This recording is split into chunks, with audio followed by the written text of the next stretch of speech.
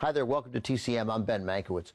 Our star of the month is Vincent Price, best known today for the abundance of horror films he made throughout his career. Certainly, those are the films Price is most quickly associated with, but Price's career had depth far beyond those horror roles. Though much of his resume is comprised of supporting character parts, in the early part of his career, Price would occasionally land a lead role in a non-horror film. And up next, we have the first example of that.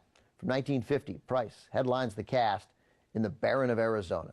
It's a film from maverick screenwriter and director Sam Fuller, who spent much of the 1950s working in relative anonymity, making mostly small, low-budget movies that generated little action at the box office.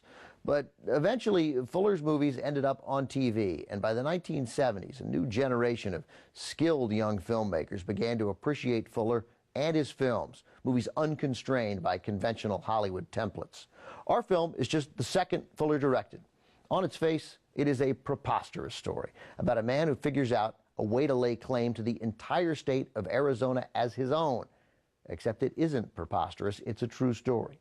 Price plays James Rivas, who during the late 1800s discovered the U.S. government was still honoring land grants made when the Southwest was under Spanish rule. So Rivas spent years forging documents and creating a phony history that eventually allowed him to claim all of Arizona as his own.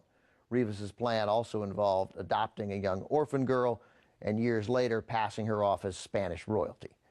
From 1950, also featuring Ellen Drew, a truly bizarre story about one of the most ambitious con men ever, the Baron of Arizona.